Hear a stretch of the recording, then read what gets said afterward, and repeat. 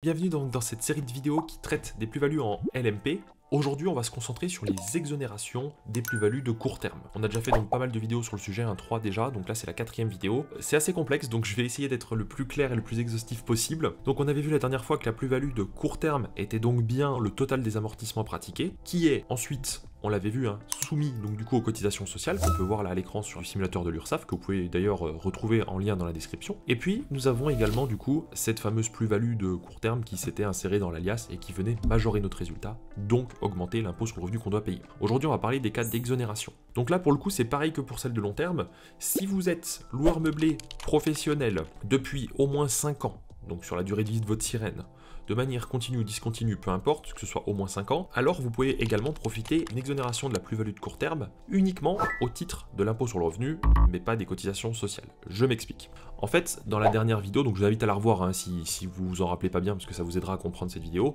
on avait dit, dans mon exemple, on avait 100 000 euros de plus-value de court terme, donc 100 000 euros qu'on avait soumis aux cotisations sociales, qui faisaient payer 30 000 euros de cotisation, et puis les 100 000 euros ici, qui venaient se rajouter du coup dans le résultat fiscal de l'année pour venir du coup créer un bénéfice in fine de 70 260. En fait, si ça fait plus de 5 ans que vous êtes LMP, l'avantage c'est que ça ne vient pas ici se rajouter et donc majorer l'impôt sur le revenu.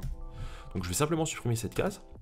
et là, on voit bien que sur l'année, donc on a eu 10 000 euros de loyer, 3 000 euros de charges, on a décaissé les 30 000 euros qu'on a payés à l'URSSAF en cotisation sociale, puisque c'est une charge, on a eu nos 6 740 d'amortissement annuel, dans mon exemple, voilà, peu importe. Et du coup, en fait, comme on a les 30 000 euros qui ont été payés à l'URSSAF, qui viennent juste comme une charge, mais qu'à aucun moment on ne réintègre la plus-value de court terme au titre du résultat, donc de l'impôt sur le revenu, du coup on se retrouve en déficit. Et comme en LMP le déficit s'impute sur le revenu global, ça veut dire que là vous allez avoir moins 29 000 à imputer sur votre revenu global. Donc si vous êtes salarié à côté de votre activité, du coup ça veut dire que vous allez avoir, si je sais pas, à l'année vous gagnez 50 000 euros de salaire, vous allez avoir que 20 000 à déclarer, si j'arrondis, donc ça va vous faire payer moins d'impôt sur le revenu. Donc en fait, là où c'est intéressant, c'est qu'on se dit, dans mon exemple j'avais dit, on a acheté un appart 200 000 euros en 2010, on le revend en 2024, on le revend 200 000, on n'a pas fait de plus-value de long terme, on a fait que de la court terme.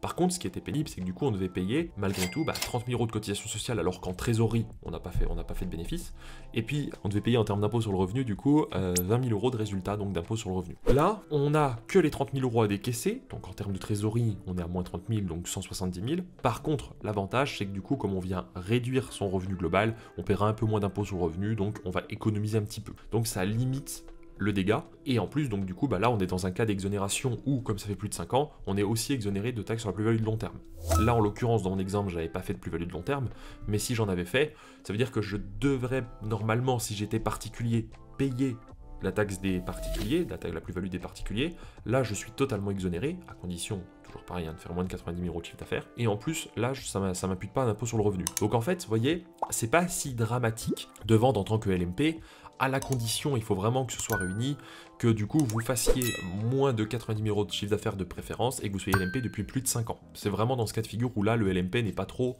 dramatique. Attention à un point, c'est que si vous faites plus de 90 000 euros et moins de 126 000, vous êtes dans un cadre d'exonération partielle qui est progressif, donc plus vous vous rapprochez des 126 000, moins vous avez le droit à l'exonération, et donc dans un cas de figure, alors là je vais prendre un chiffre aléatoire, mais par exemple, si on va dire que je suis dans le cadre d'une exonération partielle, genre je sais pas, je fais 108 000 euros de chiffre d'affaires en moyenne sur les 2 dernières années, alors ma plus-value ici de court terme, elle n'est que partiellement exonérée, donc au lieu de mettre 100 000 euros ici, la totalité de ma plus-value, je mets par exemple que 50 000, si le calcul me le donne. Du coup, voilà, ça vient majorer mon impôt sur le revenu, mais pas énormément, vous voyez, donc du coup, un peu moins, puisque là, si je suis dans une tranche d'imposition à 30%, je n'aurai que du coup 6 000 euros d'impôt sur le revenu à payer en plus. Alors que si là, j'avais mis 100 000, et bien du coup, j'aurais dû avoir 70 000, donc j'aurais eu presque 20 000 euros d'impôt sur le revenu à payer en plus. Enfin, un peu moins. Vous voyez, donc c'est ça. Et si, évidemment, je fais, par exemple, ça fait plus de 5 ans que je suis LMP, mais que je fais